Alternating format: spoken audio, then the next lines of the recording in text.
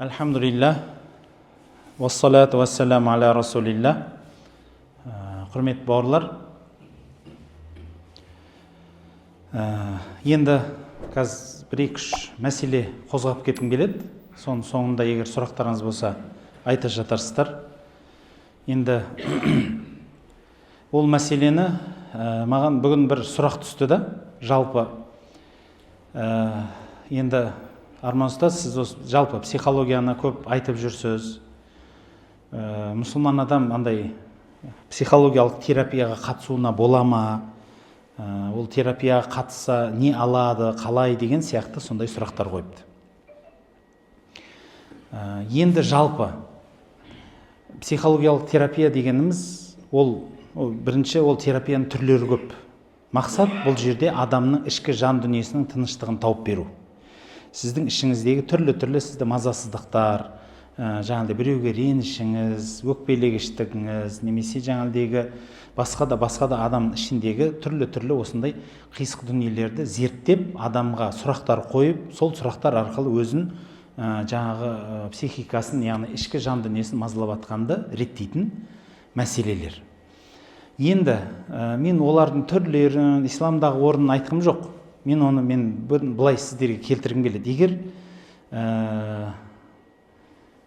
уақытыңызды дейік, қазір сондай трендте кетіпті, байқасаңыздар, интернетте жаңағыдай пәлен уақыт коучингқа, психологияға уақытыңды өткізгің келмесе, мына бір 3 нәрсені білсең болды. Немесе 30 секундтың ішінде саған 4 жылдық жаңағыдай психологияны айтып берем деген сияқты сондай сөздер кетті. Мен де соны ислам жағынан айтып көрейінші дедім сіздерге. Бұлай айтқанда, егер жылдаған коучинг, жылдаған психологияны оқып, соны бір терапияға өткізгіңіз келмесе, мұсылман адамға керекті болатын мынандай бірнеше нүктелерді сіз тыңдап алсаңыз дегім келеді. Әрбір мұсылман адамға қажетті болған. Егер сіз соны меңгерсеңіз, сізге психология мен коучинг өту қатты міндет болмайтындай кеңестер. Бірінші кеңес, ол пайғамбарымыз саллаллаху алейхи вассаламның кеңесі, өзің сүйген нәрсені өзгеге сүймей иманды болмайсың дегені. Оны өмірдегі орнын айтқым келеді. Яғни, өзіңе нені жақсы көресің, халықта сөз бар ғой, бірінші өзіңді ұрып көр, ауырса біреуді соғасын дегендей. Дәл сол сияқты өзіңізге не нәрсені жақсы көрсеңіз, өзгеге соны сүйе біліңіз, жақсы көре біліңіз. Бұл дегені, сіз жәннатқа кіруді қаласаңыз, өзгеге де жәннатты тілеңіз. Сіз жаңағыдегі өзіңізге қалай жұрт сөйлегенін қаласаңыз, яғни қандай есімдермен айтқанды қалайсыз, сізге қалай сөйлегенді, қателігіңізді кім қалай айтқанды жақсы көресіз, жұртқа да дәл соны жақсы көріңіз. Яғни біз кейде осы бір ережені, өмірлік ережені өзіміз қолданбаймыз. Бейне бір немқұрайды қарамыз. Біреудің қатесін көрген кезінде қатесін бетіне басып саламыз да, сосын айтамыз, мен сондай адаммын, өзі айтпасам тұра алмаймын деп сылтау айта саламыз. Ал бірақ шын мәнінде келгенде сенің қателігіңді біреу қалай айтқанды жақсы көресің. Сен қателесіп қойдың бір жерде. Сол қателігіңді біреу қалай деп айтқанды сүйер едің. Сізге жаңағыдай көпшіліктің алдында қатеңді айтса қалай, жақсы ма, ұнай ма? Одан гөр жеке шығарып алып, ең жақсы есімдеріңмен айтып, қате мәселеңді достығын білдіріп, талқылап, сосын барып түсіндірген жақсы көресіз. Дәл сол сияқты бұл қателік мәселесінде де, жақсылық мәселесінде де, жамандық мәселесінде де өзіңе не нәрсені сүйсең, өзге адамға сол нәрсені тіле деген ереже. Екінші өмірлік ереженің біреуі, ол біз қазы емеспіз ережесін ұстансаңыз екен. Яғни біз бұл өмірде біреуді сынау үшін, мінеу үшін келмедік. Осуждение деген болады. Яғни кешеде Елдос имаммен бір отырып қалғанда да сол мәселе қозғалды. Яғни біз біреумен отырып қалсақ, оның кемшілігін іздейміз. Жаңағыдегі сынаймыз, бәріміз өз білгіш сияқты көрінеміз. Міндетті түрде, тіпті көлік айдап келе жатсақ, онда естеріңізде болса, мен айтқанмын, көп адамдар өзін осы өмірде андай метрика деп санайды да. Жұрттың бәрі оған қарап өлшем алу керек. ол өлшемнің түбірі. Оның өлшегені ғана дұрыс болады да, қалған өлшегеннің бәрі дұрыс болмайтын сияқты көрінеді. Яғни көлік айдап келе жатқанда жолын біреу кесіп кетсе, оныкі дұрыс емес. Біреу қателесіп қойса, оныкі дұрыс емес. Бұл ше, бұл ешқашан қателеспейді. Бұл кәдімгі енді бәрінің өлшем бірлігі, жұрттың бәрі соған қарай бой түзеу керек. Сондай дәреже. Біз олай емеспіз ғой. Мұсылман адам ешкімнің артынан, ешкімнің алдынан да талқыламайды оның өмірін. Неге? Өйткені өзіңнің кемшілігің жетеді талқылауға. Және де біз қазы емеспіз ережесін мен айтқым келетін себебі, біз бұл өмірге біреуге қазылық жасауға келген жоқпыз. Сенікі дұрыс емес, сен ақсың, сен қарасын, сен көксің, сен жасылсың деп, олай біреуге баға беруге, біреуге үкім айтуға келген жоқпыз. Халқымыз оны бекер айтпайды, құмырсқа жолыңды біл, аяз әліңді біл деп айтады. Тағы бір айтпақ болған ережемнің біреуі, ол өзіңді тану, өзге тануды үйретеді. Халықта тіпті сөз бар ислам халқында, өзін танымаған Раббысын танымайды дейді. Ал енді психологияда айтады, сен бірінші өзіңнің ауруларыңды таны дейді. Өзіңнің ауруыңды танымай, өзгені танымайсың. Ал енді Абай атамыздың айтқан ережесі бұл жерде орындалмай қалады. Абай атамыз айтады, адамды сүй, Алланың хикметін сез дейді. Осыдан басқа өмірде мән жоқ. Бүкіл өмірдің мәні осы екі-ақ нәрседе. Абай атамыз айтқандай, адамды сүй, Алланың жер бетіндегі хикметін сез. Бірақ жер бетіндегі хикметті де, Аллаға, адамға деген махаббатты да сезіне алмайсыз, өзіңізді танымай. Өзіңіздің ішіңіздегі қисықтықты түзетіп емдемей. Себебі адам қай уақытта ренжігіш болады? Қалай ойлайсыз? Бәріне ренжи беретін, бәрінен қате кемшілік іздей беретін адам қай уақытта қандай халге өйтіп айналады? Ол өзінің ішінде бір нәрсесі түрткілеп тұрған үшін проекция дейді ғой, жұрттан соны көріп ренжи береді. Мен мұны көп умрада айтам. Умраға келгенде Алла тағала сізге осы проекцияны өзгешелікпен көрсетеді. Қалай көрсетеді? Яғни сен мешітке бара жатқанда, мешіттен қайтып атқан, немесе мешітте отырғанда бір адамның бір түрлі қимылдарын көресің. Ол саған тиіседі. Тиді ма? Саған, басқаларға ше? Басқалар үндемей отыр. Қарапайым отыр. Онда оған тиісіп атқан жоқ ол нәрсе. Саған тиді ма, онда сенде ол тікенек бар. Сенде проблема. Сен өзіңді түзетсең, анау нәрсе саған тиіспейтін болады. Мен сол үшін айтам, адам өзінің ішіндегі қисық кетікті жамамай, өзгені түсінбейді. Өзгені адамды сүйем деп айтқанның бәрі өтірік болады. Сол үшін бірінші орында біз өзімізбен айналысуымыз керек, өзіміздің ішіміздегі проблемамызды шешуіміз керек. Өзіңізді емдемей, мен адамзатты сүйем деу қиын. Ал адамзатты сүймесеңіз бар ғой, бұл өмірде сіз жұмыс жасай алмайсыз. Себебі көпшілікпенен бәріміз көпшілікпен жұмыс жасаймыз. Көпшілікпен жұмыс жасағанда әрбір адамға өзінің құрметін жасамай, біз мәмілеміз түзелмейтінін біліңіз. Тағы бір кеңес, жауапкершілік кеңесі. Балиғатқа жету деп шариғатта нені айтады? Ер баланың биологиялық, қыз баланың биологиялық өсуін айтады. Ал шариғатта үкім не болады? Ол биологиялық дамуға жеткен адам. Балиғатқа жеткен адамның шариғатта үкімі қандай? Айтыңызшы. Не істейді енді балиғатқа жеткен адам? Оған намаз парыз болады, оған дейін парыз емес. Ораза парыз болады. Оған ол кісінің айтқан сөзіне күнә жазыла ма, жазылмай ма? Жазылады. Істеген ісіне күнә жазыла ма, жазылмай ма? Жазылады. Қазақта 13-те отау егесі деп айтқан сөз бар. Орта есеппен біз 13-те балиғатқа жетеміз. 15-13 шамасында балиғатқа жетеміз. ендеше осы 15-тен кейін сен ата-анаңа да басқа адамға да ренжуге хақың жоқ. Өйткені айтқан сөзің де, істеген ісіңнің де жауабын сен бересің. Ата-анаң бермейді. Ата-анаңның мойнынан түстің сен.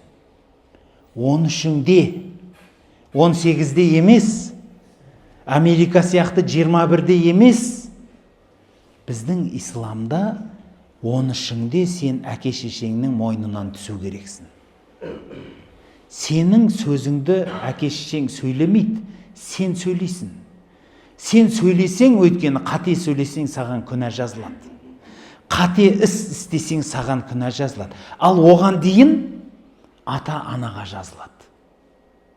Оған дейінгі қателіктердің баланың жасаған ойындардың барлығы кешіріледі. Егер ауыр күнәлар болса, соған себепкер болған ата-анасына жазылады. 13-тен кейінше сіздікі.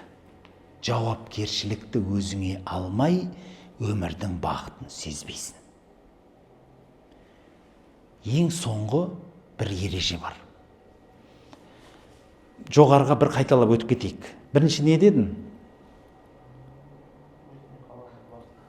Өзіңе қалағанды өзгеге де қала дедім. Екіншісі, мақұл, жауапкершілік бола қойсыншы. Өз жауапкершілігіңді қолың ал. Үшінші не дедің?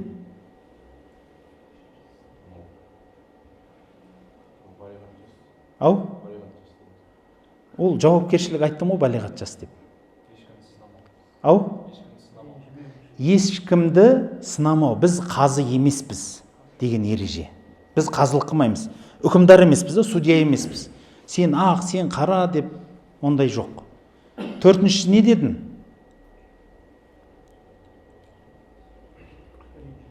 Ау? Мен 1 сағат бұрын сөйлеген жоқпын, негізі. Кеше айтып кеткен тапсырмада емес бұл.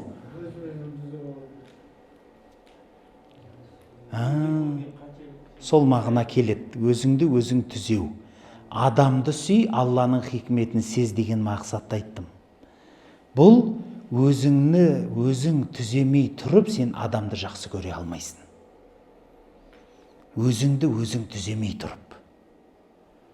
Және де осы ережелерді орындамай біз, құрметті бауырлар, өзіміздің ислам дініндегі көп нәрселерді біз ала алмаймыз. Сол үшін айтып жатырмын мен. Және де осы ережелердің мені енді ұмыттым, қызық болды ма? Жалпы пәлен жылдық коучингті, жылдаған психологияны біздің ислам ережелерін дұрыс ұстанған адам оған мұқтаж бола бермейді. Тек қана біз исламды өзіміз дұрыс түсінбегеннен, оны өмірге қолданбағаннан біз психологқа душар боламыз, өзіміздің психикамыз қисық болады, өзіміздің өмірлік қисықтарымыз, өмірлік дерттеріміз, нәрселеріміздің бәрін реттеп кете алмаймыз. Сол үшін біріншіден, ең бірінші ереже, тағы да қайталап өтіп кетейік, не еді? Өзіңе тілеген өзгеге тіле. Екіншісі, біз қазы емеспіз. Үшіншісі, өзіңді ауруларыңды танып, адамды сүй. Сосын жауапкершілік. Бүкіл жауапкершілік. Сөзінде, өзіңде, ісіңде сенен шығады. Сенің сөзіңе, сенің ісіңе біреу жауап бермейді. Ендеше кінәні кімнен іздеу керекпіз? Өзімізден іздеу керекпіз. Ең соңғы бұл ереже, мен қалай айтсам болады бұны? Анау иннамал амалу бинният деген бар. Ең соңғы ережені мен қысқа қылып айтайын, шынайы бол деп айтайыншы. Шынайы бол. Бұл өмірде сен прав дейді ғой андай. Сенікі дұрыс па, сенікі бұрыс па, ол маңызды емес. Сен үлкенсің ба, сен кішісің ба, маңызды емес. Сен байсың ба, сен кедейсің ба, маңызды емес. Сен шынайысың ба, міне маңыздылық осында. Алла тағала былай деген сөз пайғамбарымыз саллаллаху алейхи ва саллям айтады Алла туралы. Алла тағала сіздердің суреттеріңізге қарамайды. Дұрыс па? Алла тағала сіздердің пішіндеріңіз, суреттеріңіз, дүниелеріңіз бар нәрсеңізге қарам. Қаяққа қарайды? Жүректеріңізге қарайды. Бұл исламның ережесі. Яғни исламда сіз маңыздылығыңыз қай жерде ғана болады? Шынайылығыңызда. Сіз үлкенсіз ба, кішісіз ба, қызметіңіз зор ма, төмен ба, байсыз ба, кедейсіз ба, сіз не дейді, дұрыс ба, дұрыс емессіз ба? Әңгіме ондай емес екен. Әңгіме сіз шынайысыз ба? Амалыңызда, дініңізде, құлшылығыңызда, дұғаларыңызда шынайысыз ба? Шынымен істеп жатсыз ба? Ықыласпен, жүрекпен, жүректің түбінен істеп жатсыз ба? Жоқ па? Міне осыдан кейін ғана адамның амалы қабылданады. Қорытып айтам, құрметті бауырлар, ислам дінінің өмірлік ережесі өте көп. Бірақ мен шамам жеткенше мұсылман адамға өте қажетті болған үлкен 5 нүктені айттым. Осы 5 нүкте біздің өмірлік барлық маңызымызды түзетеді. Мысалы, сіз егер төменнен бастайық, осы жаңағыдай шынайылық біздің құлшылық ғибадатымыздың қабыл болуын реттеп береді, Аллаға сүйікті етеді. Екіншісі, төртіншісі қандай еді? Жауапкершілік. Біз жауапкершілікті алғаннан бастап амалымызды түзетеміз.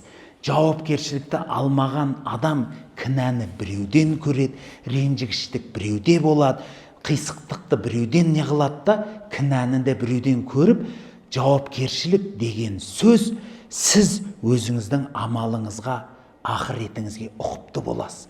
Сіз жауапкершілікті алмай, ақыретке деген иманыңызды түзетпейсіз. Үшіншісі, өзіңмен жұмыс жасау. Былай айтқанда, өзіңнің дертіңді емдеп, адамды сүйіп, Алланың хикметін сез. Егер біз бұны жасамасақ, мына өмірдің мәнін таппаймыз. Өмірге неге келдің, неге кеттіңді білмейсің. Абай атамыз бүкіл сөзінің мәнін осы 2 ауызбен келтірді. Адамды сүй, Алланың хикметін сез. Бұнан басқа өмірде не қызық бар? Басқа бұл өмірдің 70 жыл жасайсыз ба, 100 жыл жасайсыз ба? Өмірдің мәні осы 2 ауыз сөзде екен.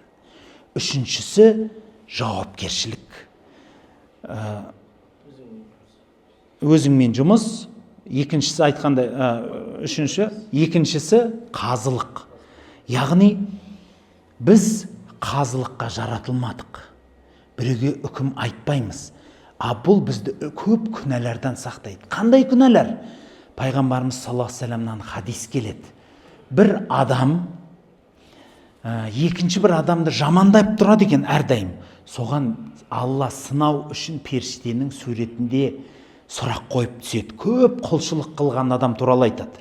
Өте көп құлшылық қылған адамға келіп айтады. Егер бір адам күнә жасап қойса, ауыр күнә жасап қойса, жәннатқа кіре ма, кірмей ма десе, әлгі көп құлшылық қылған адам айтады. Жоқ, кірмейді ол жәннатқа дейді. Бұл жерде кімнің рөлін қабылдады ол адам? Қазы болды. Ал енді екінші бір адамға кеп сұрайды, қарапайымдау адамға, дінді енді үйреніп жүрген. Мынау адам көп күнә жасады, ауыр күнә жасады. Бұл жәннатқа кіре ма, кірмей ма десе, анау айтады, менің өзімнің халімнің қандай екенін білмеймін, мен біреу туралы не айтамын дейді. Алла тағала сол сөзі үшін анау адамды жәннатқа кіргізіп, әлгі алғашқы адамның астамшылығы үшін оны дозаққа кіргізді деп айтады.